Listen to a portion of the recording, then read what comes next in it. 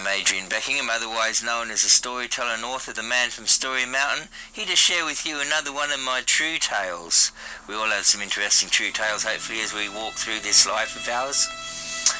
This story happened when I had settled in England, becoming a father, and I had my first child, my son, 2 years old with me. We lived in the Dorset countryside, and I would often, with my son, go walking around the nearby fields and along the riverbanks, etc. There happened to be this tree that we called the dragon tree, because it came out of the ground and then it formed two natural saddles with its trunk before shooting upward toward the sky.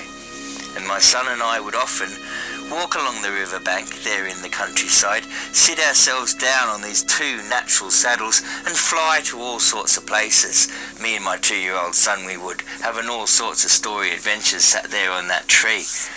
But one day, walking along this well-known riverbank to both of us, it happens that I stood in what turned out to, I don't know if I'd call it quicksand, but it was certainly quick sinking land.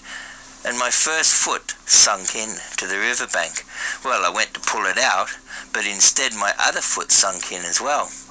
Now, I did everything I could think of course, to release myself from that clinging patch of sandy riverbank. But whatever I did, I kept going deeper and deeper, deeper and deeper. It took a while, but in the end I was there, and I'd stretched out my arms, and the sand was right up to my armpits. And I'm thinking, maybe this is my moment. Maybe I'm about to die. Death is something people don't like talking about necessarily, but it's one journey we're all going to share. But I tell you what, my friends, I thought my time was maybe up. But my main concern was not for me, sat there spread-eagled on the sand. My main concern was for my little 2-year-old boy. He was there watching me, and I was terrified that he would follow me in if I went under. Right now, Sage, my son, he's there laughing. He thinks it's hilarious. Doesn't have any idea of the danger I'm in, or the danger he's in. I suddenly think I've got to shout, help, and hope someone in the countryside hears me. But if I go shouting help, my little 2-year-old is going to freak out and get very, very scared. I'm his dad. He's 2 years old. I'm Superman. I don't call for help. And if I do, what sort of really, honestly, long-term damage might that do to that little boy as he sees his father sink in the sand screaming for help? This is all flashing through my mind. And then I remember something. I remember there's a few years before that, when I was National Coordinator of Greenpeace Australia for a while, I used to sometimes have these hippie friends come up to me and they'd say, oh, I've been dancing for the earth today. And I'd say, do you know what? If you want to do something for the earth, you come and get hardcore. Come and do some active campaigning. I don't think dancing on the earth does anything. But while I was there as Coordinator of Greenpeace Australia, I started feeling something. Didn't know what it was, and then I believe, and I know this makes me sound rather mad, and maybe I am, but what I think I felt, which was for me a very unknown feeling, was a tree saying thank you. There I am, a hardcore Greenpeace campaigner, closing down nuclear reactors, turning back whaling fleets, stopping mass deforestation, and I'm suddenly thinking the trees are talking to me. I thought, well, maybe I'm a bit mad, you know, but I have saved a lot of trees. Anyway, back to me, there in the quicksand. I remembered that thank you from the trees. Was it real? I don't know. And decided I'd better test it. It was a beautiful sunny day. Not a cloud in the sky. There I was, up to my armpits in this riverbank, with my son laughing at me, 2-year-old, thinking it's a joke.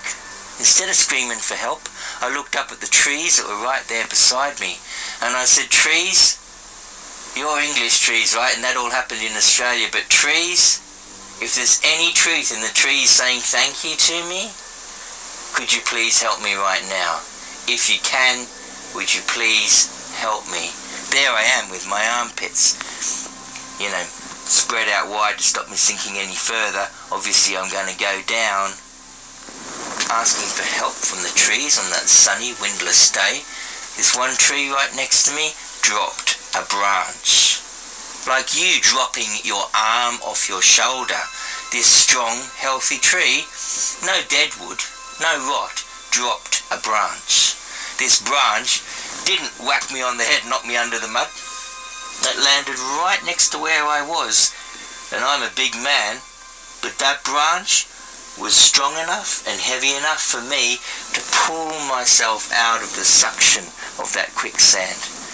When I got home to my little cottage, my partner wondered what had happened. I was covered with grime and sand all the way from my toes right up to my armpits. And I told her about the tree branch that had fallen. So you know what? Maybe there is such a thing as thank you from trees. Maybe we do live in a world where everything's connected, and that tree on that sunny day surely did save my life. And perhaps the life of my son, because we've just got a story to tell, instead of maybe a terrible tragedy that happened one day. It was all a fine gift from life.